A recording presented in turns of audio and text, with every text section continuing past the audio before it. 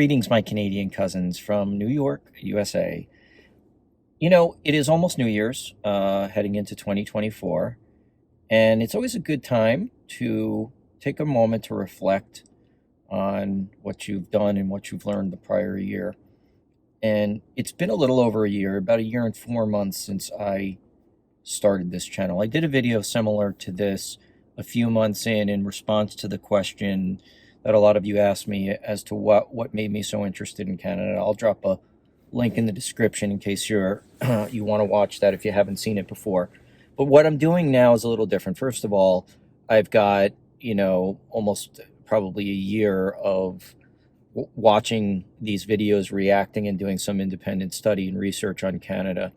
And I thought I would just take a moment to reflect on what I think I've learned, what my thoughts and viewpoints are about, our wonderful friend, ally, and neighbor to the north. And I think in order to really understand Canada, I've obviously been looking at culture, I've been looking at history, and one thing I haven't done on the channel because I just don't know that this is the right format for it is that I watch a fair amount of Canadian news now, and I follow Canadian politics, which is not something I really want to dip my toe into.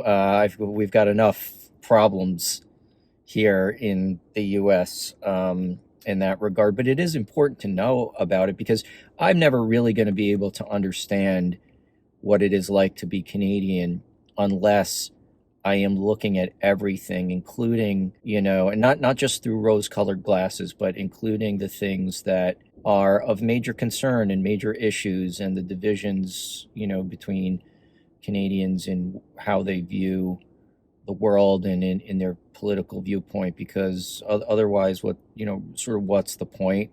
I can do a superficial study of some of the history and some of the culture, but it's only going to take me so far. And so, I have been doing that, and I'm going to talk a little bit about it. Not so much weighing in on it, but, just to mention what it is that I've seen, the issues that I've spotted, and, how I'm watching people react to those issues. And it's been very, very interesting and helps me also kind of, view my own country through a different prism. In particular, the news coverage of my country. And I've always done that through listening to BBC World Service, so it's not as though I haven't received an international perspective in that regard, but not from you guys, which I think is really important because what happens here affects you there. We're major trading partners. I think we're your largest trading partner. Things seep across the border. Ideas, political notions, movements, and those sorts of things. So, there is a unique relationship between our countries, and without getting your perspective on who we are, I can't fully understand you as well and can't fully relate to you. And I never will to the extent that I would if I lived there. Of course, just living in a place and immersing yourself in a culture. So, but having said that, I'm starting from the beginning because I think in order for, let me just say this. I think I started my study on Canada with a higher baseline of knowledge than the average American. It is so tempting for people to think of, and this is true outside of America or the United States, for people to think of Canadians and Americans as being so similar because we share culture, because we share language, because our accents are similar, because there's a lot of cross-border family relationships, because a lot of Canadian actors and entertainers, perform in the United States and in, American productions, and vice versa. We share all of that in common, but there are so many differences as well. And one of the things I realized to understand those differences is understanding how it is that we both came to be our separate nations. And if you go back and you look at the history, And I knew a fair amount of colonial history that affected both of our countries. That's sort of a shared history. We diverged, obviously, really beginning in the aftermath of the 7 Years' War, or as it is more commonly referred to in North America, the French and Indian War. Our relationship with the mother country, 13 North American British colonies decided to join together in a very, very loose confederation by forming the Continental Congress to deal with the crisis with Britain, and ultimately declared independence and became the United States of America. There were other colonies in British North America that decided to stay loyal, and those colonies ultimately became Canada and confederated. But a lot of the identity of Canadians separate from Americans is that we did not join you. We stayed loyal. We did not join you, the United States. We stayed loyal to Britain. And more than that, the Loyalists in the American colonies fled in pretty large numbers, both during the Revolutionary War and afterwards, to Canada.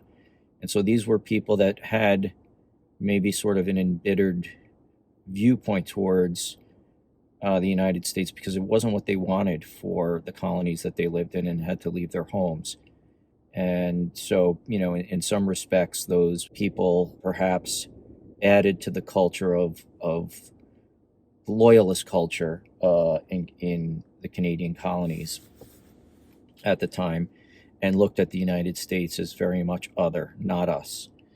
And I think that understanding that, just starting with that premise, helps you understand that Canada has, and the colonists up in what is now Canada, always had this separate and distinct identity from those colonies that chose to break from Britain. And there were people who went across each border preferring the life that the other had to offer. Without really focusing in on that, you can't understand how Canada and the United States relate to one another.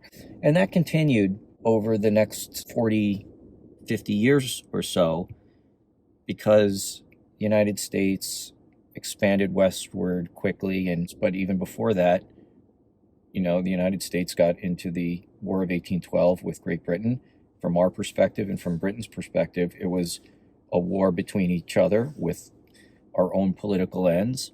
And of course, the British North Americans who were fighting in the war had its own perspective, because in a sense it was a war of independence. It was a war to remain independent from joining the United States by force because of the invasions into British North America that the United States made during that war, that were repelled successfully. And so, Canada views the War of 1812 very differently than even Britain, and differently than the United States. For the both of us, it maintained the status quo. We really didn't go anywhere. For us, we were standing up to our former colonial master.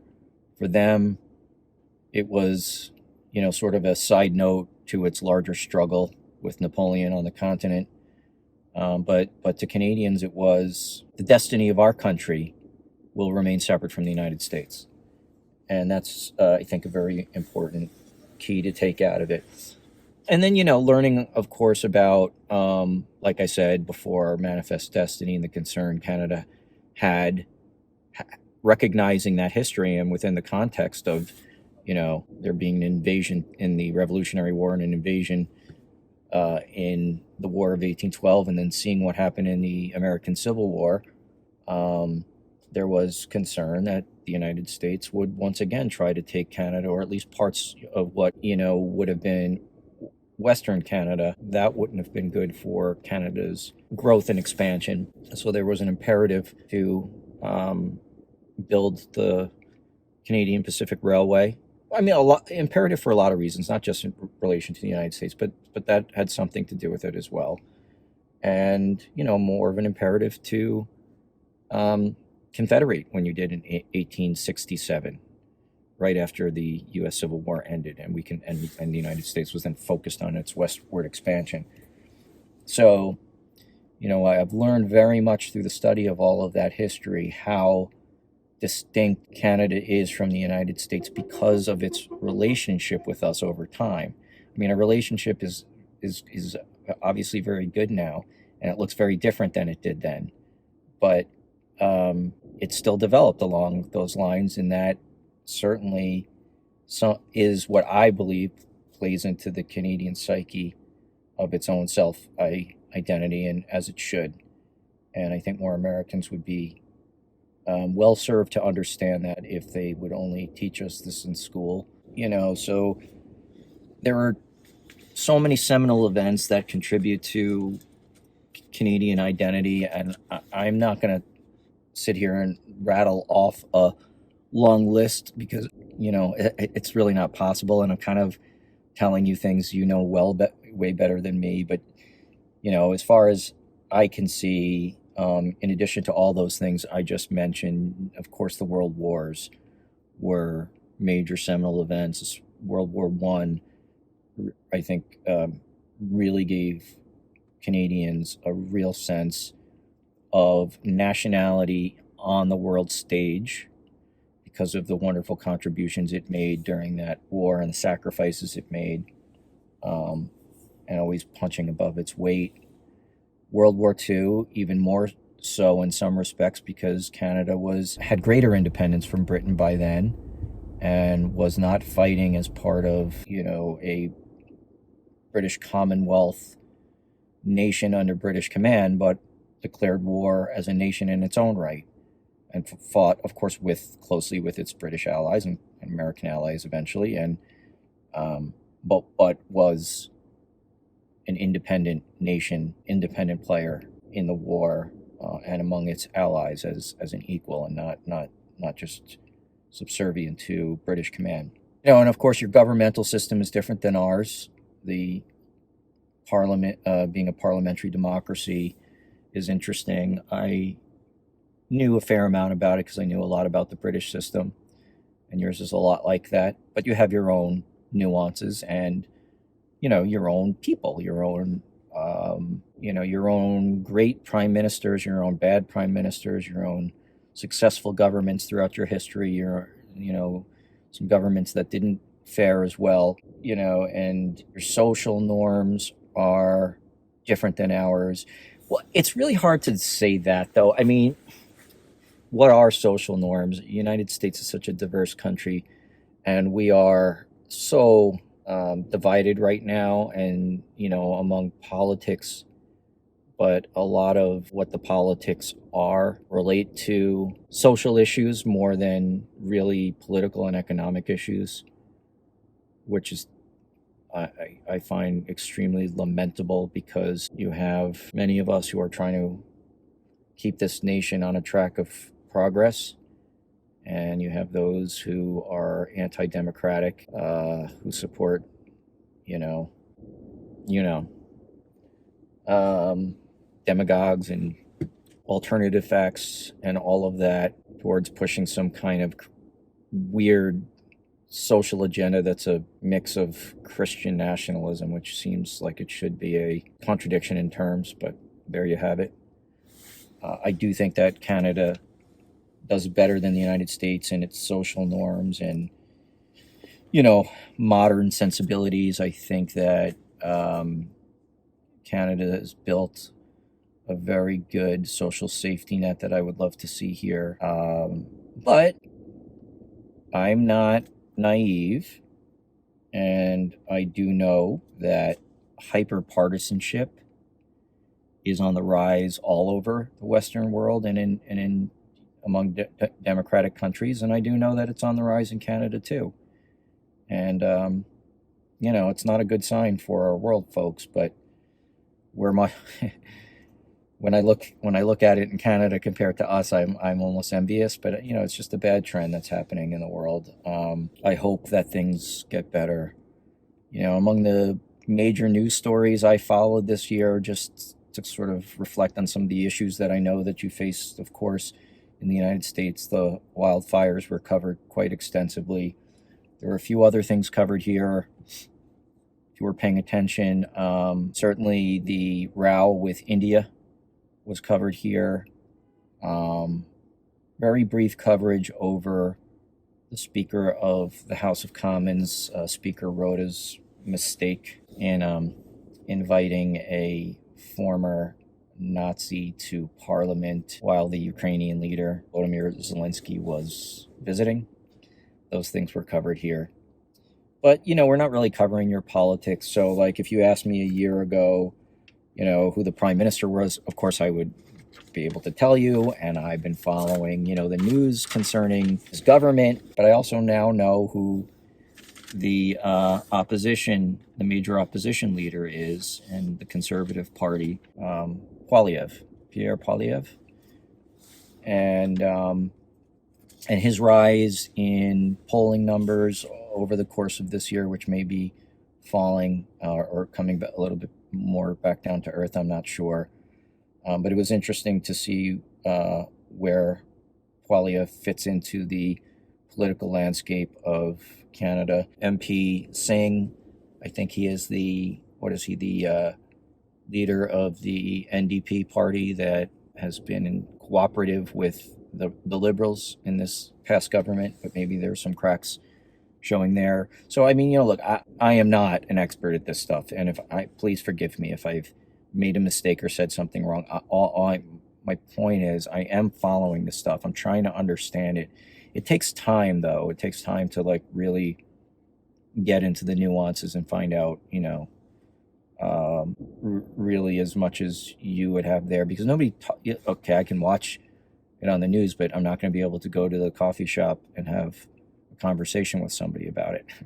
There's nobody else here who I could do that with. So I'm kind of all on my own. All I have is you guys. But I would say that having seen, some of the issues that you face in Canada, some of the debates over things like the carbon tax and then the subsequent carve out,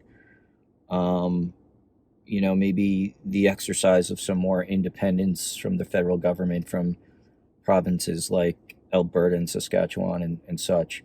And not to mention some great milestones reached in your country this year. For example, I believe Manitoba elected the first First Nations premier of any Canadian province this year. So that's great news. Things like that. We to look for the positives as well. It's just helping me understand what life is like for the average Canadian, what concerns you, what worries you, how hard it is to find affordable housing,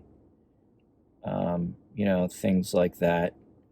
So much of which I can identify with, but it's good to understand all of those things in order to properly relate to you. And so I'm trying very hard to do that. I'll conclude by saying that notwithstanding that Canada is not a perfect country, no country is, and there is a rise of certain problems that you would like, that are concerning, as there is to an even greater extent in my own country. Canada does a lot of things right.